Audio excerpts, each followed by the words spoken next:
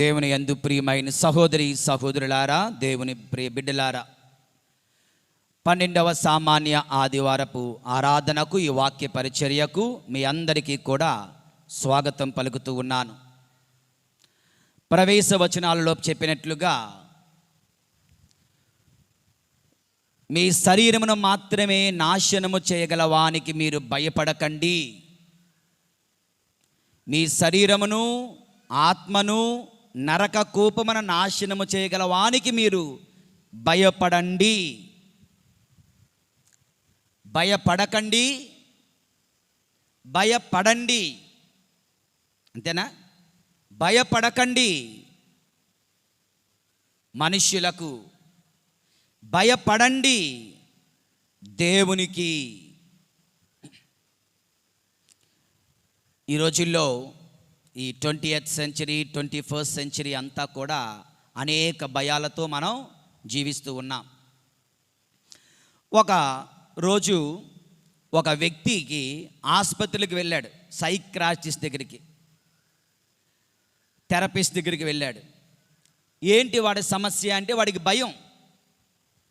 చూస్తే 6 అడుగుల బలవంతుడు, బాహుబలము కలిగిన వాడు, కానీ పిరికి పంద, రాత్రులు ఇంకా పిరికి పంద. వీడి భయం ఏంటంటే, రాత్రుళ్ళు పడుకునేటప్పుడు వాడి మంచం కింద దెయ్యాలు ఉన్నాయంట. మంచం మీద పడుకోగానే, నా మంచం కింద దెయ్యాలు ఉన్నాయి, దెయ్యాలు తిరుగుతున్నాయి, నన్ను వచ్చి తినేస్తాయి అని భయపడతా ఉన్నాడు.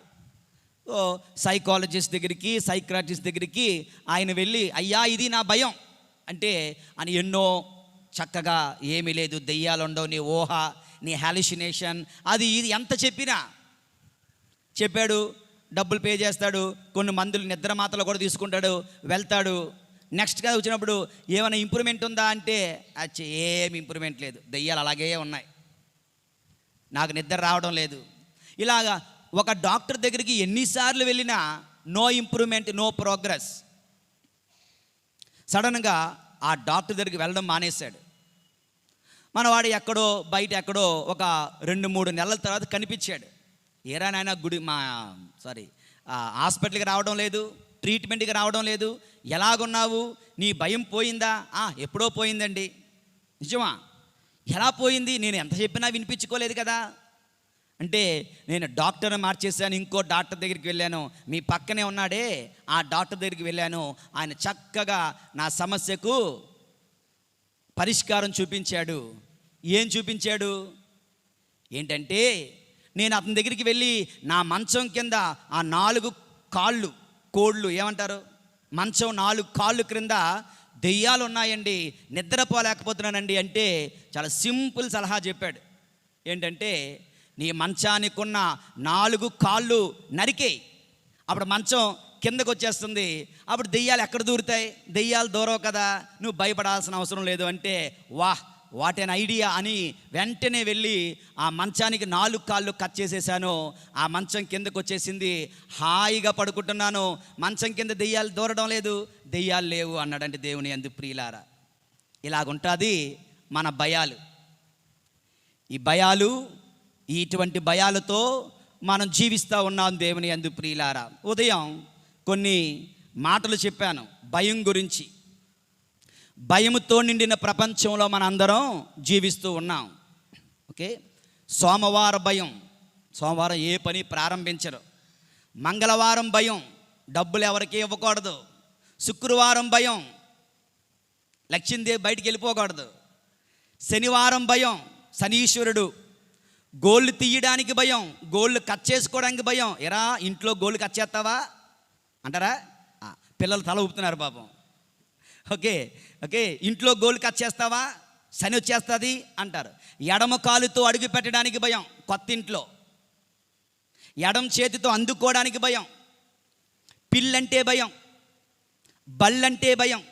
బల్లి నెత్తి మీద పెడితే మరణం, ఎవరికి? నీకు కాదు, దానికి తప్పన దెబ్బేస్తా చస్తుంది. అది మనం చచ్చిపోతాం, బలి నెత్తి మీద పడింది, నేను చచ్చిపోతానేమో అనుకుంటాం. విధవరాలంటే భయం, ఒక పేద వితంతువు రోడ్డు మీద కనిపిస్తే ఉదయాన్నే ఎదురొస్తే నిమ్మకాయలంటే భయం, బూడిద గుమ్మడికాయ అంటే భయం, మిరపకాయలంటే భయం, ఎండ భయం. ఓకే, ఎండ భయం, వడదెబ్బ తగులుతుందని. వర్షం భయం, తడిసిపోతానని.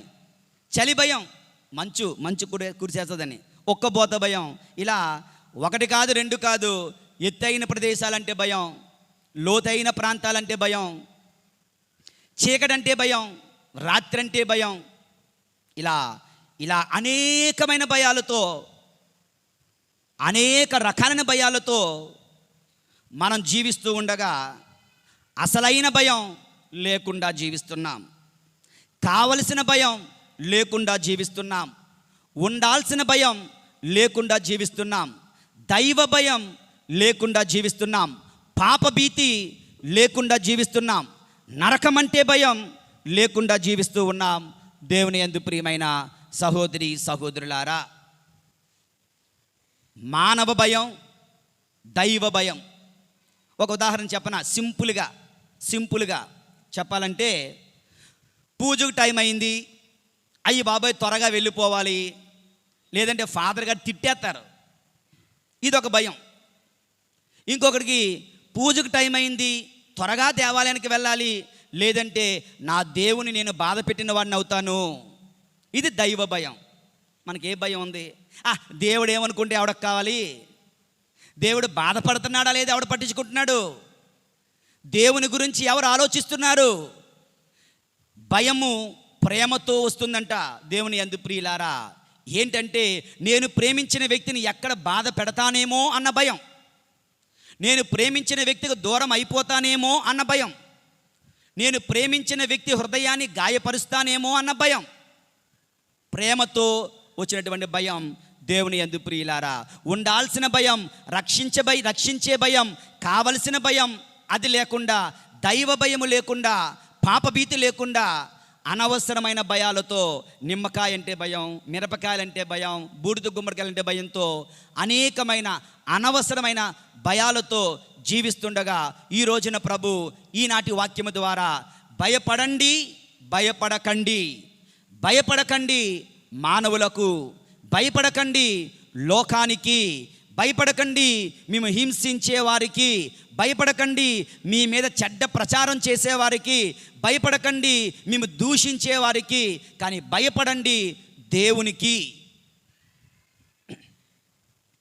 దైవ భయము కలిగి ఉండండి. కనుక దేవుని యందు ప్రియులారా, ఈ రోజున ఉదయం 2 ధ్యానాంశాలు ధ్యానించాం. ఎవరికి భయపడకూడదు, ఎందుకు భయపడకూడదు, ఎవరికి భయపడాలి, ఎందుకు భయపడాలి. ఖాళీ ఉంటే తప్పనిసరిగా ఈనాటి ఉదయం దివ్య పూజాబలి ప్రసంగాన్ని యూట్యూబ్ ద్వారా ధ్యానించమని కోరుతూ ఉన్నాను. దాని కంటిన్యూషన్గా ఈనాటి సాయంత్రపు ధ్యానాంశము దేవుని యందు ప్రియులారా, దైవ భయము తెచ్చే దీవెనలు. The blessings that the fear of God brings upon us.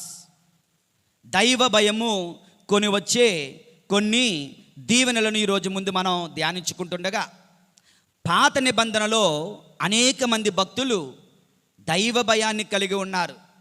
ఉదాహరణకు యోబు తన జీవిత కాలములో దేవుని యందు ప్రియులారా దైవ భయాన్ని కలిగి జీవించాడంట. యోబు తన జీవిత కాలమంతా కూడా దైవ భయముతో జీవించాడు, అధికముగా దీవింపబడ్డాడు. అబ్రహాము కూడా ఆదికాండము 22వ అధ్యాయము 12వ వచనం, దేవుని యందు ప్రియులారా ఆదికాండము 22వ అధ్యాయము 12వ వచనం, దేవదూత చిన్నవాని మీద చేయి వేయకము, చిన్నవాని పైన చేయి వేయకము, అతనిని ఏమీ చేయొద్దు, నీవు నీ ఏకైక పుత్రుని నాకు సమర్పించుటకు వెనుకంజ వేయలేదు, కావున నీవు దైవభీతి కలవాడవని నేను తెలుసుకొంటిని అనెను. నీవు దైవభీతి కలవాడవని నేను తెలుసుకొంటిని అని దేవదూత అబ్రహాముతో పలుకుతున్నాడు. అబ్రహాము దైవ భయం ఏంటంటే తన కుమారుణ్ణి దేవుడు సమర్పించమన్నాడు. ఇక్కడున్న నువ్వు నేను మన ఎవరైనా సరే, దేవుడు మనల్ని వచ్చి నీ కుమారుణ్ణి, నువ్వు అధికముగా అమితముగా ప్రేమించే నీ కుమారుణ్ణి నాకు బలి ఇవ్వి. ఇస్తావా? ఇస్తావా? నీ కుమారుణ్ణి బలి ఇవ్వండి అంటే, ఇతను అబ్రహాము దేవునికి ఎంత భయపడుతున్నాడంటే, నేను నా కుమారుని బలి ఇవ్వాలా, దేవుని మాటను పక్కన పెట్టాలా అంటే, నేను దేవుని మాటను పక్కన పెట్టే కన్నా నా కుమారుని బలి ఇవ్వడం మేలు అంటూ దేవునికి భయపడిన అబ్రహాము కుమారుని సైతము బలి ఇవ్వడానికి వెనుకంజ వేయలేదు. అంతగా అబ్రహాము, యోబు మున్నగు భక్తులు దేవునికి భయపడ్డారు కనుక చరిత్రలో నిలిచిపోయారు. గొప్ప దీవెనకు ధన్యులుగా వారు మారారు దేవుని యందు ప్రియులారా. కనుక ఈ రోజున the fear of God brings so many blessings. What are they? Number 1 వాక్యము కీర్తనల గ్రంథము 34:7 ఏం చెప్తుందో చూద్దాం. కీర్తనల చదవండి. ప్రభువునకు భయపడు వారి చుట్టూను, ప్రభువునకు భయపడు వారి చుట్టూను అతని దూత శిబిరము పన్నును, అతని దూత శిబిరము పన్నును. దేవుని ఎన్నత చెప్పని అందరూ చెప్పండి. ప్రభునకు భయపడు వారి చుట్టూను, ప్రభువునకు భయపడు వారి చుట్టూను ఆయన దూత శిబిరము పన్నును, సకల ఆపదల నుండి వారిని కాపాడును. సో దైవ భయము కలిగి ఉంటే కలిగే మొట్టమొదటి ఆశీర్వాదం ఏంటి? దేవుని దూత కాపుదలను పొందుకుంటావు. దేవుని దూత నీ చుట్టూ శిబిరము పన్ని ఉంటుందంట. సకల ఆపదల నుండి దేవుడు నిన్ను కాపాడుతాడు. ఎందుకంటే నువ్వు దైవ భీతి కలిగినటువంటి మనుషుడవు. దైవ భీతి కలిగిన వారికి దూతల కాపుదల ఉంటుంది దేవుని యందు ప్రియులారా. మరొక ఉదాహరణ ఇదే విషయంలో దానియేలు గ్రంథము 6వ అధ్యాయము 22 దేవుని యందు ప్రియులారా. దేవుడు దేవదూతను పంపి సింహముల నోరును మూయించెను. కనుక అవి నాకు హాని చేయలేదు. దేవుడు నన్ను నిర్దోషిగా గణించెను కనుక మీకు నేనెట్టి అపరాధమును చేయలేదు కనుక అతడు ఇట్లు చేసినని దానియేలు సింహముల గుంటలో నుండి రాజుతో పలుకుతున్నాడు దేవుని యందు ప్రియులారా. అందరూ పాపము చేశారు, దానియేలు మాత్రం పాపము చేయలేదు. అందరూ వారి రాజుని ఆరాధిస్తున్నారు, దానియేలు మాత్రం యెహోవాను ఆరాధించాడు. అందుకుగాను సింహముల గుంటలో ఉంచబడ్డాడు. అయినప్పటికీ దేవుడు తన దూతను పంపి సింహముల నోరు మూయించెను. దైవభీతి కలిగి జీవించండి దేవుని బిడ్డలారా. దూతల కాపుదలను పొందుకుందాం. దేవదూతలు నిన్ను కాపాడాలి అంటే దైవ భయము నీలో ఉండాలి. దేవునికి అడుగడుగున భయపడుతూ జీవించాలి. దేవునిని బాధ పెట్టడానికి ఏమాత్రము సాహసించకూడదు. పాపభీతి నీలో ఉండాలి. దేవునికి దూరం అయిపోతానేమో అన్న భయము నీలో ఉండాలి.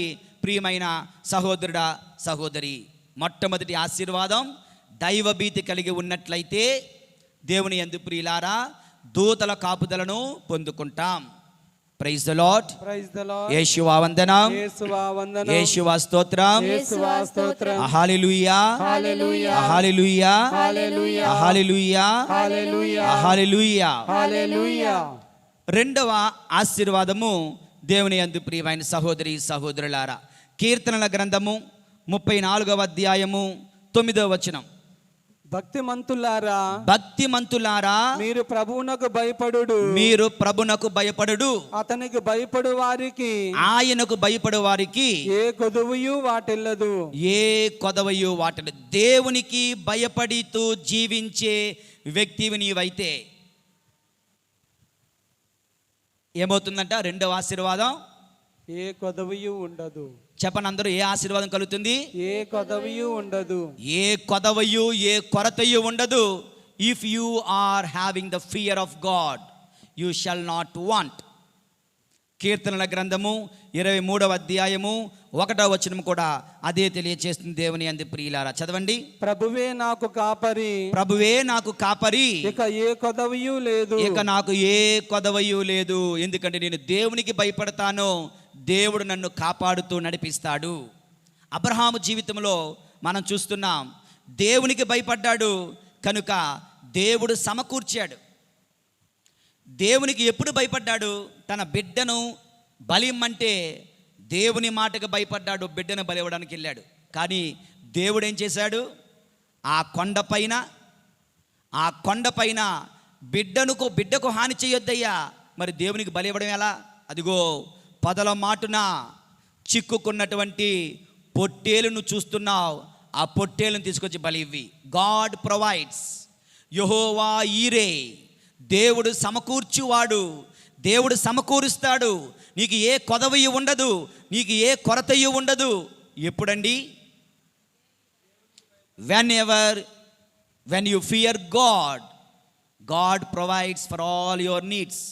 నువ్వు దేవునికి భయపడే వ్యక్తివైతే, నువ్వు దేవునికి భయపడుతూ జీవిస్తున్న వ్యక్తివైతే దేవుడు సమకూరుస్తాడు. నీకు ఏ కొరతయు ఉండదు, ఏ కొదవయు ఉండదు. దైవ భయము తీసుకువస్తున్న రెండవ ఆశీర్వాదము దేవుని యందు ప్రియులారా. Praise the Lord, praise the Lord, hallelujah, hallelujah, hallelujah, hallelujah, hallelujah. హల్లెలూయా.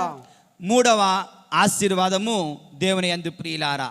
కీర్తనల గ్రంథము 103వ అధ్యాయము 13వ వచనం. తండ్రి తన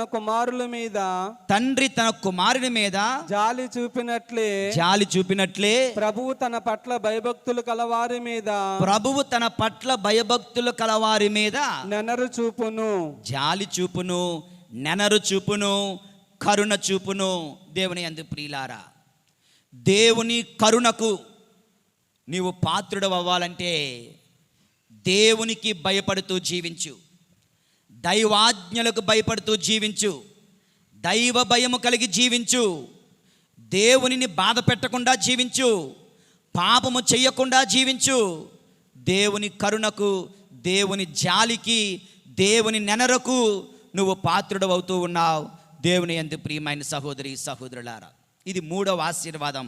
మంచి ఉదాహరణ ఇర్మియా గ్రంథము 31వ అధ్యాయము 20వ వచనం. ఇర్మియా గ్రంథము 31వ అధ్యాయము 20వ వచనం. ఎఫ్రాయిము, నీవు నాకు ఇష్టమైన పుత్రుడవు, నీవు నాకు ఇష్టమైనటువంటి పుత్రుడవు, నాకు ప్రీతి పాత్రుడవైన బిడ్డవు. నేను నిన్ను శిక్షింపబూనినప్పుడల్లా, నేను నిన్ను శిక్షించాలి అనుకుంటే ప్రేమతో నిన్ను జ్ఞప్తికి తెచ్చుకొందును. నిన్ను శిక్షించను, ప్రేమతో నిన్ను జ్ఞప్తికి తెచ్చుకుంటాను. నా హృదయము నీపై వలపుగొనుచున్నది, నా హృదయము నీపై నెనరుగొనుచున్నది. జాలితో నిండి ఉంది, కరుణతో నిండి ఉంది. నేను నీ మీద తప్పక కరుణ చూపెదను, నేను నీ మీద తప్పక కరుణ చూపెదను, తప్పక కరుణ చూపెదను. దేవుని కరుణకు నువ్వు పాత్రుడు అవ్వాలంటే, ఏ కొరతయు నీకు కలగకుండా ఉండాలి అంటే, దేవదూతల కాపుదల నువ్వు పొందాలి అంటే ఏం చేయాలండి? దేవునికి భయపడుతూ జీవిద్దాం, దైవ భయము కలిగి జీవిద్దాం. ఎక్కడో ఈరోజు ఉదయం అనుకుంటాను, ఇలా అందరూ పూజలో ఉన్నారు, ఒక కుర్రవాడు సెల్ ఫోన్ పట్టుకొని సినిమా చూస్తున్నాడంట. ఒక కుర్రవాడు సెల్ ఫోన్ పట్టుకొని సినిమా చూస్తున్నాడు, బ్లూటూత్ ఎయిర్ పాడ్స్ పెట్టుకొని. చెప్పండి, దైవ భయం ఉందా? దూతల కాపుదల ఉంటుందా? దేవుని కరుణ వారిపై ఉంటుందా? ఉదయం దివ్య పూజాబులు ఇక్కడ జరుగుతుంటే కొంతమంది కిందకెళ్ళి కూర్చుంటున్నారు. సోకాల్డ్ అందరికీ ఆదర్శంగా జీవించాల్సిన వ్యక్తులు క్రిందకెళ్ళి కూర్చుంటున్నారు ఆ గట్టు మీద. రే, దైవ భయం ఉందా? దివ్య సత్ప్రసాదానికి వాళ్ళు ఇచ్చిన గౌరవం చూసారా? దివ్య సత్ప్రసాదం అంటే విలువ చూసారా? ఏమైనా వాళ్ళకి భయం ఉందా? దేవుని కోపం అంటే భయం ఉందా? దేవుని శాపానికి గురవుతాను భయం ఉందా? దేవుని తిరు హృదయాన్ని బాధిస్తున్నాను భయం ఉందా? దివ్య సత్ప్రసాద్ ఎన్నిసార్లు ఎన్ని ప్రసంగాలు చేశాను, గొంతు చించుకొని ఎన్నిసార్లు బోధిస్తున్నాను. దివ్య సత్ప్రసాదములో దేవదూతలు దిగి వస్తారయ్యా, దేవదూతలతో నిండి ఉంటుందయ్యా. సర్వ సృష్టి ఆ దివ్య సత్ప్రసాద ప్రభునికి వినతులవుతున్నారు.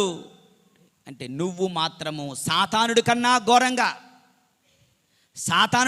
ఘోరంగా మనం జీవిస్తున్నామంటే ఏం చెప్పాలి?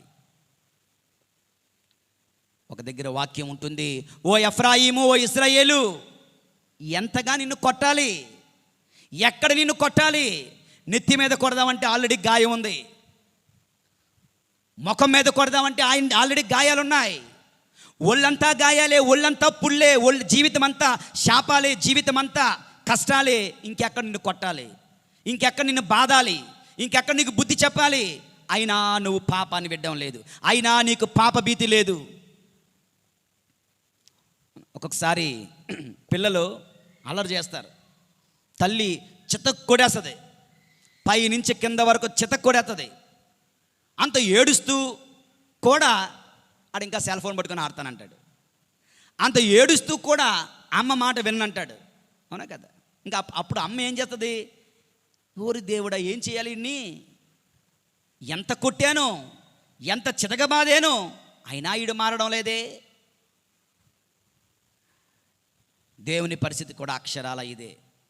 మన కుటుంబాలలో శాంతి లేకుండా జీవిస్తున్నాం, కుటుంబంలో ఒక ఆనందం లేకుండా జీవిస్తున్నాం, కుటుంబాలలో బితుకుమంటూ భయాలతో జీవిస్తూ ఉన్నాం, ఎక్కడ చూసిన ఆందోళనతో జీవిస్తూ ఉన్నాం. దేవుడు ఇంకా ఎంత కొట్టాలి నిన్ను, ఎంత మొత్తాలి నిన్ను, ఎంతగా నీకు బుద్ధి చెప్పాలి నిన్ను? నువ్వు మారవా? దేవుని యందు ప్రియులారా, దైవ భయముతో జీవిద్దాం. దేవదూతల కాపుదల ఉంటుంది, ఏ కొరతయు ఉండకుండా ఉంటుంది. దేవుని కరుణకు మనం పాత్రలం అవుతాం. 4వ ఆశీర్వాదం చూద్దాం. కీర్తనల గ్రంథము 101:5 వచనం. కీర్తనల గ్రంథము 101:5 వచనం. తన పట్ల భయభక్తులు గలవానికి అతడు కడుపు నిండా కూడు పెట్టును, అతడు కడుపు నిండా భోజనమును పెట్టును. అతడు తన నిబంధనమును ఏనాడును మరిచిపోడు. If you want to be filled, if you want to be fulfilled, దేవుని యందు ప్రియులారా, కడుపు నిండా ఆహారము పెట్టును. కడుపు నిండా నీకు కావలసింది ఏమంటే ఆహారం. అంటే కేవలం ఆహారమే కాదు, దైవ చిత్తాన్ని నెరవేర్చే ఆశీర్వాదము, స్వస్థత అనే ఆశీర్వాదము, శాంతి అనే ఆశీర్వాదము, దేవుని ప్రేమ అనే ఆశీర్వాదము నిండుగా నీకు ఇస్తారంట దేవుని యందు ప్రియులారా. ఎప్పుడంట? ఎప్పుడైతే నువ్వు దేవునికి భయపడతావో ఆయన కడుపు నిండా ఆహారము పెట్టును. దేవుని చేత పోషింపబడాలి అనుకుంటే, దేవుని చేత నింపబడాలి అనుకుంటే, దేవుని దయతో కరుణతో నింపబడాలనుకుంటే నువ్వు దేవునికి భయపడి జీవించాలి. ప్రియమైన సహోదరుడా, సహోదరి, 4వ ఆశీర్వాదం అయిపోయింది. 5వ ఆశీర్వాదం కీర్తనల గ్రంథము 145:19 వచనం. కీర్తనల గ్రంథము 145:19 వచనం. తన పట్ల భయభక్తులు చూపు వారి కోరికలు తీర్చును. తన పట్ల భయభక్తులు చూపు వారి యొక్క కోరికలను ఆయన తీర్చును. వారి మొరలను ఆలకించి వారిని రక్షించును. చాలా మంది అంటుంటారు, why my prayers are not heard. నా ప్రార్థనలు ఎందుకు దేవుడు ఆలకించడం లేదు? ఎందుకంటే నువ్వు ప్రార్థన అయితే చేస్తున్నావు, కానీ దైవ భయము లేకుండా జీవిస్తున్నావు. దైవ భయము లేకుండా నువ్వు జీవిస్తే నీ ప్రార్థనలు ఆలకించబడవు. దేవుని వాక్యం చెప్తుంది, తన పట్ల ఎవరైతే భయభక్తులు చూపుతారో వారి కోరికలు తీర్చుతాను, వారి మొరలను నేను ఆలకిస్తాను, వారిని రక్షిస్తాను. నీ కోరికలు నెరవేరాలంటే, నీ మొరలు ఆలకింపబడాలి అంటే, దేవుని రక్షణను పొందాలి అంటే దైవ భయముతో జీవించండి. దేవునికి అడుగడుగున భయపడుతూ జీవించండి. దేవుడు నిన్ను చూస్తున్నాడు అని గ్రహిస్తూ జీవించండి. దేవునికి నీ నోటి మాట ద్వారా కానీ, తలంపు ద్వారా కానీ, క్రియల ద్వారా కానీ దేవునికి బాధించకుండా, దేవుని బాధ పెట్టకుండా, దేవుని అవమానించకుండా, పాపం కట్టుకొనకుండా దైవ భయముతో జీవించండి. దేవుని యందు ప్రియమైన సహోదరి సహోదరులారా, 5 అనుగ్రహాలు చెప్పాను. 6వది కీర్తనల గ్రంథము 31:9 వచనం. కీర్తనల గ్రంథము 31:9 వచనం, 19వ వచనం. కీర్తనలు 31:19. ప్రభు నీ పట్ల భయభక్తులు చూపు వారికి నీవు ప్రశస్తమైన భాగ్యములు ఎన్నియో దయచేయుదువు. ఎల్లరూ చూచుచుండగా నిన్ను నమ్మిన వారికి నీవు దొడ్డ భాగ్యములను ప్రసాదించు. నీవు దొడ్డ భాగ్యములు, గొప్ప భాగ్యములు, అపారమైన ఆశీర్వాదములు దయచేస్తావు. ఎవరికండి అంటే, ప్రభువా నీ పట్ల భయభక్తులు చూపు వారికి ప్రశస్తమైన భాగ్యములు ఎన్నియో, దొడ్డమైన భాగ్యములు ఎన్నియో నువ్వు దయచేస్తావు. Goodness is laid up for those who fear him. Goodness is laid up for those who fear him. దేవునికి భయపడు వారికి గొప్ప ఆశీర్వాదములు, ప్రశస్తమైన ఆశీర్వాదములు, దొడ్డమైన భాగ్యములు ఎన్నియో ఎదురు చూస్తున్నాయి. దేవుడు నిర్దేశించాడు. దేవుని యందు ప్రియులారా, మరొక 7వ ఆశీర్వాదాల పరంపర. ఓకే, 6వది దేవునికి భయపడితే ఆశీర్వాదముల పరంపర మనం పొందుకుంటాం. సామెతల గ్రంథము, అంటే కొన్ని వదిలేస్తున్నాను. ఓకే, సామెతల గ్రంథము 60వ అధ్యాయము 4వ వచనం. కీర్తనలు 64వ వచనం. కీర్తనల గ్రంథము 60వ అధ్యాయము 4వ వచనం. నీ పట్ల భయభక్తులు గలవారిని భయభక్తులు గలవారిని నీ చెంతకు చేరదీసితివి. వారిని శత్రువుల విల్లుల బారి నుండి కాపాడుటకు గాను నీ జెండాను పైకెత్తితివి. దేవుని యందు ప్రియులారా, నీ పట్ల ఎవరైతే భయభక్తులు చూపిస్తారో వాళ్ళందరినీ కూడా నీ దరి చేర్చుకుంటావు. ఈ రోజున దేవుని సన్నిధిలో మనం ఉన్నామంటే ఎందుకు? మనకు భయం. వారమంతా కాపాడిన దేవునికి ఈ రోజున కృతజ్ఞతలు చెప్పుకోవాలి.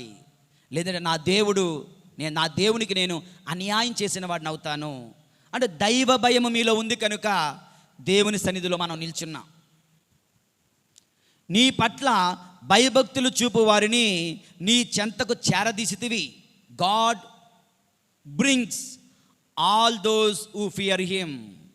దేవుడు తన చెంతకు చేర్చుకుంటాడు దైవ భయము కల వారికి. అనగా ఆయన ప్రేమకు మనము పాత్రులమవుతున్నాం. వారిని శత్రువుల విల్లుల బారి నుండి కాపాడుటకు నీ జెండాను పైకెత్తితివి. కనుక వారికి అనేకమైనటువంటి కష్టాల నుండి వారిని కాపాడడానికి నువ్వు ఎప్పుడూ కూడా సిద్ధంగా ఉంటావు. అంటే దేవుని ప్రేమకు పాత్రులమవుతున్నాం దేవునికి భయపడి జీవిస్తే. ఇది 7వది దేవుని యందు ప్రియులారా. 8వ ఆశీర్వాదం సామెతల గ్రంథము 10:20 వచనం. సామెతల గ్రంథము 10:20 వచనం. పుణ్యపురుషుని పలుకులు మంచి వెండి వంటిది. దేవుని పట్ల భయభక్తులు చూపువాడు దీర్ఘాయుష్యమంతుడగును, దుష్టుడు అల్పాయుష్కుడగును.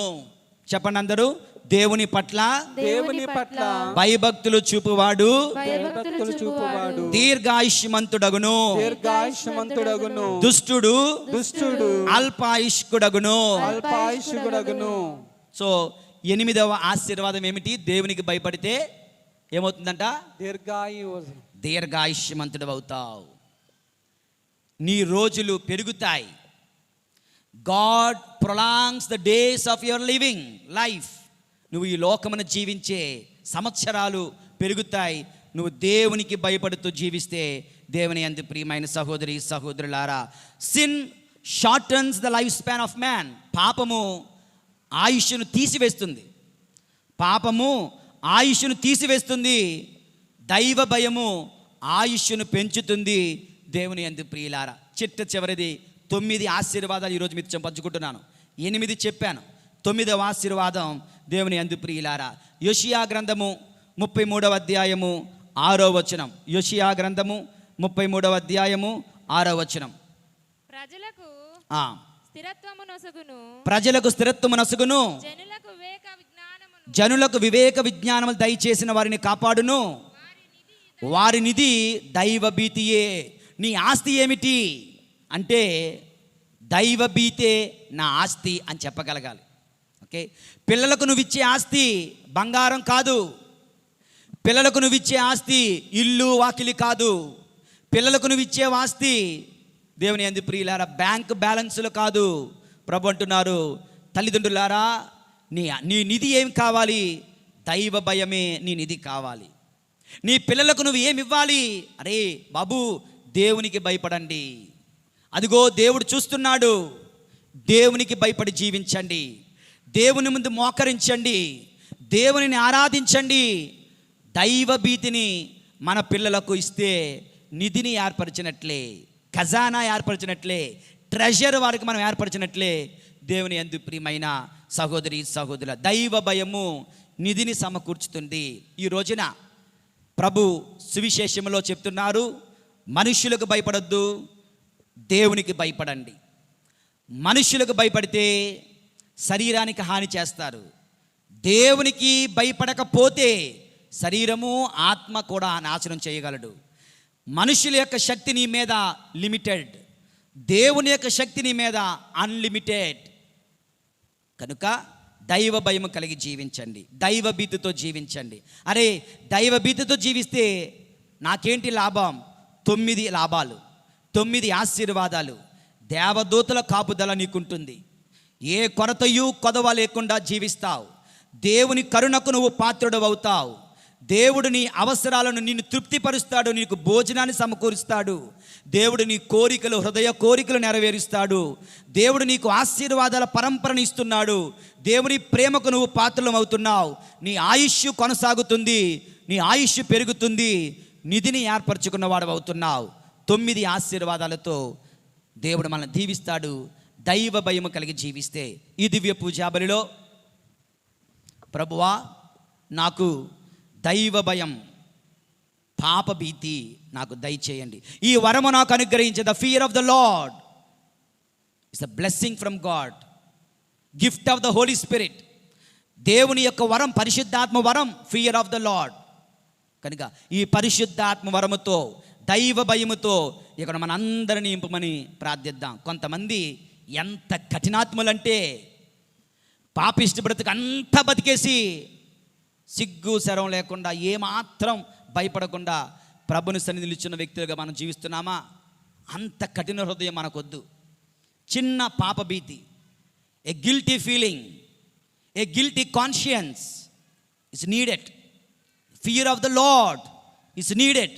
దేవా నన్ను క్షమించు, దేవా నాపై దయచూపు, దేవా నేను నీకు ద్రోహం చేస్తున్నాను. దైవ భయంతో జీవిద్దాం. ప్రభు మనల్ని దీవింతురుగాక. పితా పుత్ర పరిశుద్ధాత్మ నామమున ఆమేన్.